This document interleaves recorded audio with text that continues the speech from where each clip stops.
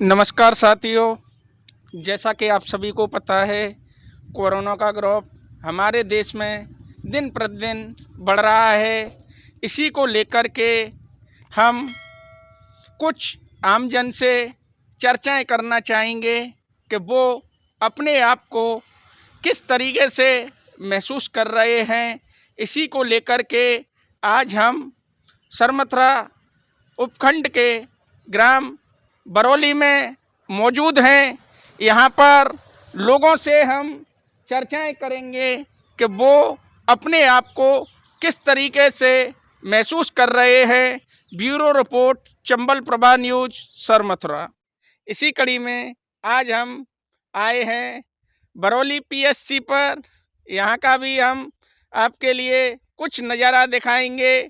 साथ ही यहाँ पर जो पीएससी के इंचार्ज हैं उनसे भी हम कुछ वैक्सीनेशन के बारे में जानकारी लेना चाहेंगे। अब हम हॉस्पिटल के अंदर आ गए हैं और अंदर का भी नज़ारा हम आपके लिए दिखाएंगे।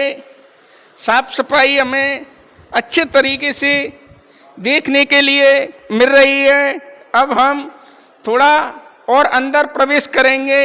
यहाँ पर देखेंगे कि यहाँ पर भी जो सफाई व्यवस्था है वो ठीक से चल रही है। अभी आए हम यहाँ बरौली पीएससी केंद्र में। यहाँ डॉक्टर धर्मेंद्र सिंह जी हैं, इनसे मुलाकात हुई है। इनसे जानकारी लेते हैं कि वैक्सीनेशन का काम यहाँ पर कैसा चल रहा है। डॉक्टर साहब बताएंगे वैक्सीनेशन काम कैसा चल रहा है। वैक्सीनेशन का काम यहाँ पे काफ़ी अच्छा चल रहा है। पिछले फरवरी माह से ही हमारे यहाँ पे चालू है और सबसे पहले 60 साल से ऊपर लोगों के वैक्सीनेशन प्रोग्राम पे जोर दिया गया। हमारे यहाँ लगभग 60 साल से ऊपर के 2400 लोगों की संख्या थी, जिनमें से 62% लोगों के टीकाकरण का कार्य पूर्ण कर लिया गया है। और उसके बाद में 45 साल से 59 साल के बीच में 3400 लोगों के लगभग टीकाकरण का कार्य करवाना था, जिसमें से 1560 लोगों ने अपनी रुचि दिखाई, जिसका औसतन प्रतिशत 46% लोगों की ये टीकाकरण कर दिया गया है। पर फिर भी कुछ लोग टीका नहीं लगवाना चाहते हैं, जिसमें कुछ 2-4 क्षेत्र जो है हमारे, जहाँ पे हमें समस्या आई है। ज़्यादातर समस्या जो आई है वो कुछ गांव है, स्पेशली जैसे सुनकई है, खेमरी है और एक मदनपुर क्षेत्र जो है हमारा, वहाँ पे लोग बहुत ज़्यादा अनिच्छुक हैं कि वो इसको नहीं लगवाना चाहते हैं। कई प्रयास हमने कर लिए, लेकिन लोगों में जागरूकता की कमी होने की वजह से उनमें इसके प्रति रुचि बहुत कम है। मेरा क्या मानना यही है कि वो लोग जल्दी से जल्दी आगे आएँ और पीएससी पे आकर के अपना फर्स्ट डोज तुरंत लगवाएं। और अब नई गाइडलाइन जो आज आई है, उसके हिसाब से दूसरी डोज जो लगेगी वो 84 दिन के बाद में लगेगी, 3 महीने बाद में लगभग। तो जिन लोगों के सेकेंड डोज लगवानी है वो अभी ना आए, वो अपना पूरा समय करने के बाद में 3 महीने पश्चात ही अपने सेकेंड डोज लगवाएं। डॉक्टर साहब, जैसे आप अपने क्षेत्रों में गए हैं, ऐसे क्षेत्र जो जहाँ पर लोग अनिच्छुक हैं, लगवा नहीं रहे हैं, वो क्या कारण बता रहे हैं नहीं लगवाने के लिए, क्या कह रहे हैं वो लोग? उनका कारण ये है कि इससे हमारे कोई ना कोई परेशानी हो जाएगी या मर जाएंगे, या कुछ और भय उनके मन में व्याप्त है, क्योंकि हमारे तो वैसे कोई दिक्कत नहीं है और तुम लोग इंजेक्शन लगा करके हमको कुछ और दिक्कत कर देंगे। अब नॉर्मली एक टीकाकरण से क्या है कि हल्का फुल्का बुखार और शरीर में दर्द तो होता ही है। किसी बच्चे के हम टीका लगाते हैं तो उसके भी होता है, लेकिन उन लोगों में ये दहशत सी फैल गई है, या फिर ऐसा मान लीजिए कि उनके अंदर भय है कि इससे हम ज़्यादा बीमार पड़ेंगे। भ्रांति फैली हुई है। अब उसको समझाना हर एक को बस की बात नहीं है। वो तो अगर वहाँ पे कोई प्रतिष्ठित व्यक्ति हो या फिर जागरूकता बढ़े, तभी उसके बाद ऐसा संभव है। जैसे अपने क्षेत्र में कोई ऐसा कोई मरीज नहीं आया है क्या है कि जो मरीज आया हो, कोई ऐसा आपको देखने में आया है जो कोविड का मरीज हो? कितने पेशेंट आए हैं अपने यहाँ से जानकारी में? मेरे पीएससी बरौली क्षेत्र में आज की तारीख में 57 के अब तक 57 केस जो हैं टोटल कोविड पॉजिटिव आए हुए हैं। 57 केस में से जो 37 केस हैं उनको कोई समस्या नहीं थी। होम क्वारंटाइन में उनको रखा गया, उनको दवाइयाँ दी गई, उपचार दिया गया, उनके पश्चात उनको डिस्चार्ज कर दिया गया है। अभी फ़िलहाल पीएससी बरौली क्षेत्र में 20 व्यक्ति पॉजिटिव हैं, उनसे रोज़ आशा और अपनी LHP जो है वो फ़ोन करके और उनके घर पे संपर्क करके जानकारी लेती रहती हैं कि कहीं कोई समस्या तो नहीं है। अगर अभी तक तो उन्हें कोई समस्या नहीं है, मेरे क्षेत्र में कहीं कोई मृत्यु नहीं हुई है और सभी की स्वास्थ्य ठीक है। और प्रत्येक आशा को 30-30 किट हर एक गांव में हमने पहुंचा दिए। अगर किसी को खांसी जुकाम बुखार भी है नॉर्मली, तो भी उसको कोरोना का संदिग्ध मानते हुए उसको घर घर दवाइयाँ पहुंचाई जा रही हैं। फिर भी अगर किसी के मान लो सांस लेने में अगर तकलीफ़ है या कोई और समस्या है, तो हमने उसको तुरंत सलाह दी है कि तुरंत PSC पे आकर के अपनी जांच करवाए और चिकित्सक से परामर्श लेकर के उसके अनुसार अपना उपचार कराए। सामान्य OPD में कोई बदलाव हुआ है या सामान्य OPD के लिए आप क्या कहेंगे? सामान्य OPD में बदलाव ये हुआ है लॉकडाउन से कि सरकार की जो ये योजना है घर घर जाकर के दवाइयाँ देने की ILI मरीजों को, उसकी वजह से ये हुआ कि लॉकडाउन में जो लोग PSC लेवल पे नहीं आ पाते थे उनको पर्याप्त दवाइयाँ उनके घर तक ही मिल रही है। इसकी वजह से जो रोज़ाना की जो OPD आती थी उसकी संख्या में कमी ज़रूर आई है। अब उतने मरीज़ दिखाने के लिए अस्पताल परिसर में नहीं आते हैं जितने पहले आते थे, क्योंकि उनको दवाइयाँ अब सुलभ तरीके से अपने गांव में ही उपलब्ध है। बरौली में मेन मार्केट में मौजूद हैं। यहाँ पर कुछ लोगों से हम चर्चाएं करेंगे कि उनके द्वारा किस तरीके से लॉकडाउन में जीवन यापन किया जा रहा है, साथ ही गांव के अंदर किस तरीके की व्यवस्थाएं प्रशासन एवं प्रतिनिधियों के द्वारा की गई हैं। इसी को लेकर के यहाँ पर ये भाई साहब हमारे साथ में मौजूद हैं। इनसे हम कुछ जानना चाहेंगे कि ये लॉकडाउन में अपने आप को किस तरीके से महसूस कर रहे हैं। भाई साहब, आप हमें बताओगे कि आप किस तरीके से महसूस कर रहे हो लॉकडाउन में? लॉकडाउन में बहुत सी चीज़ों की परेशानियाँ आती हैं, लेकिन पहले जीवन है, जीवन उसके बाद में कुछ आगे की समस्याएं देखी जाएंगी। सबसे पहले ज़िंदगी बचेगी तो फिर आगे की समस्याएं। ज़िंदगी ज़रूरी है पहले। कि इस टाइम हम मौजूद हैं यहाँ पर, देखिए ये दुकानदारों के द्वारा किस तरीके से खुलेआम देखिए ये धज्जियाँ उड़ाई जा रही हैं। भाई साहब ने मास्क नहीं पहन रखा है, साथ ही पीछे की साइड भी आप देख सकते हो, इधर भी कुछ दुकानें खुली हुई दिख रही हैं। इसी को लेकर ये भाई साहब हैं, इनसे हम कुछ चर्चा करेंगे। सुनने में ये आया है कि गांव के अंदर में कुछ कालाबाजारी हो रही है। इसी को लेकर के आपसे हम कुछ चर्चा करना चाहेंगे कि किस किस चीज़ पर कालाबाजारी हो रही है। नहीं, कालाबाजारी तो कुछ चीज़ में वैसे परचूनी पे तो है नहीं साहब।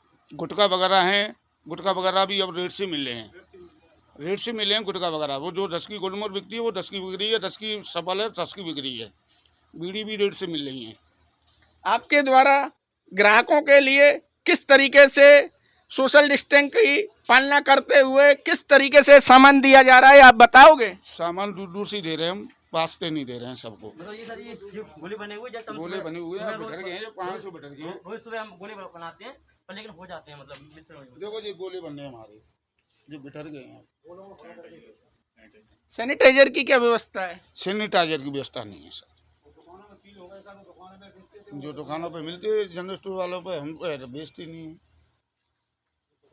तो इस टाइम गांव के अंदर में यानी सैनिटाइजर उपलब्ध कराने वाली कोई दुकान नहीं है? नहीं है सर जी, नहीं। इसी को लेकर के इस टाइम हम एक किराना दुकान पर मौजूद हैं। यहाँ पर खड़े हुए एक कस्टमर से हम जानना चाहेंगे कि गांव के अंदर में व्यापारियों के द्वारा किस तरीके से व्यवस्थाएं चल रही हैं, किसी भी तरीके से कोई कालाबाजारी तो नहीं की जा रही है। इसी को लेकर के ये भाई साहब हमारे साथ में मौजूद हैं, इनसे हम जानना चाहेंगे। भाई साहब, आप बताओगे कि किसी तरीके से खाद्य पदार्थों पर दुकानदारों के द्वारा कोई कालाबाजारी वगैरह तो नहीं की जा रही है? नहीं की जा रही, जो पहले मिलता है वही रेट मिलता है। लॉकडाउन में आप अपने आप को किस तरीके से महसूस कर रहे हो, हमें बताओगे? परेशानियां तो आ ही रही हैं खैर लॉकडाउन में, पर ऐसी कोई परेशानियां नहीं है कोई भी। इसी को लेकर के यहाँ पर मौजूद कुछ और भी लोग खड़े हुए हैं, इनसे भी हम जानना चाहेंगे कि वो इस लॉकडाउन में अपने आप को किस तरीके से महसूस कर रहे हैं, इसी को लेकर के ये एक भाई साहब हमारे साथ मौजूद हैं, इनसे हम जानना चाहेंगे। भाई साहब, आप हमें बताओगे कि आप किस तरीके से महसूस कर रहे हो? ठीक महसूस कर रहे हैं। किस तरीके से गांव के अंदर में व्यवस्थाएं चल रही हैं, किसी भी तरीके से आप हमें बताना चाहोगे? गांव के अंदर सारी व्यवस्था ठीक चल रही है। कोई सब नियम का पालन करें, मास्क सभी मास्क वगैरह सभी पहनकर, सारी कोई ऐसी दिक्कत नहीं है। ठीक। बाबा, आपका मास्क कहाँ है? तो इसको आप लगाइए। आपको पता है कि कितनी भयंकर बीमारी चल रही है, फिर भी आप अपने जीवन से खिलवाड़ कर रहे हो। ध्यान नहीं गया था।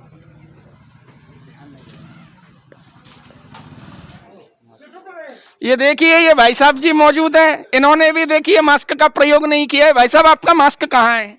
घर है भाई साहब। तो आपने लगा क्यों नहीं रखा है? आपको मालूम है कि किस तरीके से भयंकर बीमारी चल रही है। मास्क क्या दे रहे?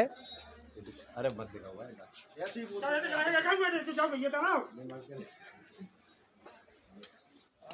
आप भी फिर भी अपनी दुकान के आगे भी आपका टोकने का फर्ज है, आप टोका करो। हाँ, सोशल डिस्टेंस की आप भी पालना करो, ठीक है? ये भाई साहब हैं, इनसे हम चर्चा करना चाहेंगे। भाई साहब, आप बताओगे? हाँ, मेरा नाम अजरुद्दीन खान है और मैं बरौली का निवासी हूँ, इसी मोहल्ले में रहता हूँ। और आज जिस तरह से ईद का त्यौहार है, इस त्यौहार को कोरोना की गाइडलाइन को देखते हुए और कोरोना को देखते हुए नज़रअंदाज ना करते हुए यहाँ पे ईद की नमाज़ घरों में ही की गई है। और जैसे कि सबको समझाया गया है जो भी है, क्योंकि कोरोना जिस तरीके से फैल रहा है उसकी रफ्तार देखते हुए तो सबको मास्क अलाउ किए गए हैं। और बस आज दरवाज़ा ज़रूर खुला है मस्जिद का, नहीं अन्यथा बंद रहता है मस्जिद का दरवाज़ा।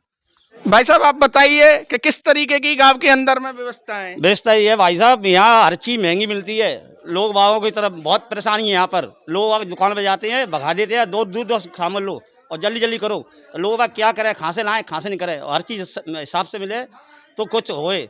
तो यहाँ सारी चीज़ महंगी है, हर चीज़ परचूने की वगैरह की, गोल्ड वगैरह, ये हर चीज़। लोग बाग क्या कर सकते हैं? मजदूर आदमी कमाता है, 2 पैसे कुछ नहीं मिलता उसमें। क्या क्या चीज महंगी मिल रही है, आप बताओ? चावल, हर चीज़ महंगी भाई साहब। इसका नाम मुझ पे है नहीं कि क्या क्या चीज़ मिलती है। सारी चीज़ महंगी मिलती है। यहाँ लोग बात बहुत परेशान हैं, दुकान पे खड़े हो जाते हैं, भगा देते हैं, जल्दी करो जल्दी करो। क्या किस तरह जल्दी करें? लोग बात कुछ खड़ी नहीं होने देते हैं कि मिल भी। इस हालत बहुत ज़्यादा डाउन है। नाम क्या है आपका? मेरा नाम साकिर। किराना दुकानदार मौजूद हैं, इनसे हम कुछ सामग्री की रेट पूछना चाहेंगे कि किस तरीके से रेट चल रहे हैं। भाई साहब, चीनी का इस टाइम क्या भाव है? 37 रुपये किलो। पहले क्या भाव था और अब क्या भाव है? वही भाव है। वही भाव है। इसके अलावा दाल का क्या भाव है? कौन सी दाल चाहिए? अरहर की दाल का क्या भाव है? 100 रुपये किलो। 100 रुपये किलो। पहले भी यही भाव था, यही है? भाई साहब बता रहे हैं कि पहले जो भाव था वही भाव अब भी हम उपलब्ध करा रहे हैं। हमारा सुनने में आया है कि जैसे कि खाद्य वस्तुएं हैं जिन पर कालाबाजारी की जा रही है, तो आप बताओगे कि किस किस चीज़ पर रेट बढ़े हुए हैं और किस चीज़ को आप पहले की तरह ही लोगों को उपलब्ध करा रहे हो? पहले की तरह करा रहे हैं। पहले की तरह करा रहे हैं। जैसा कि अभी एक आगे भैया मिले थे, उन्होंने हमें बताया था कि दुकानदारों के द्वारा थोड़ा महंगे दामों में हमें चीज उपलब्ध कराई जा रही है। बताओगे कि चावल का क्या भाव है? 30 रुपये किलो। 30 रुपये किलो। बेसन का क्या भाव है? बेसन 70 रुपये किलो। और ये जो पार्ले जी का जो बिस्किट आता है उसकी क्या रेट है? 110 रुपये की पैकेट। 5 रुपये का एक। 5 रुपये का एक। आप हमें बताओगे कि इस टाइम तेल का क्या भाव चल रहा है? इस टाइम तेल का 160 चल रहा है। और जैसे कि नहाने का साबुन है उसका क्या रेट है? MRP के हिसाब से। MRP के हिसाब से। गुटकों का क्या रेट है? जो 10 रुपये की गुटका है गोल्ड का 10 का चल रहा है। इसी को लेकर के इस टाइम हम गांव बरौली में अटल सेवा केंद्र पर मौजूद हैं और हमारे साथ इस टाइम जो यहाँ के सरपंच हैं रिंकू मीना, उनसे हम कुछ जानना चाहेंगे चर्चाएं करना चाहेंगे कि उनके द्वारा कोरोना काल में अपनी ग्राम पंचायत में किस तरीके से व्यवस्थाएं की जा रही हैं। व्यवस्था ये की है, मतलब राशन सबके लिए बांटा गया है और सफाई रोज करा दें और मास्क सब बंटवा दिए और सब भीड़ भब्बड़ नहीं हो रहा है, मार्केट अपनी बढ़िया तरह। सैनिटाइजर की क्या व्यवस्था की गई है आपके द्वारा? सबके लिए घर घर भिजवा दिया है। साफ सफाई की ग्राम पंचायत द्वारा क्या व्यवस्थाएं चल रही हैं? डेली होती है साफ सफाई रोज डेली होती है। साथ ही अपने ग्राम पंचायत वासियों के लिए आप इस कोरोना काल में क्या संदेश देना चाहोगे? मतलब ये सोशल डिस्टेंस, मतलब ये सही तरह अपने शांतिपूर्वक चले जाएंगे। कोई लड़का ये बाहर नहीं निकले, अपने मास्क लगा के निकले और भीड़ भब्बड़ नहीं होना चाहिए। मेरा नाम दारा सिंह है, ग्राम पंचायत बरौली में कनिष्ठ सहायक पद पर हूँ।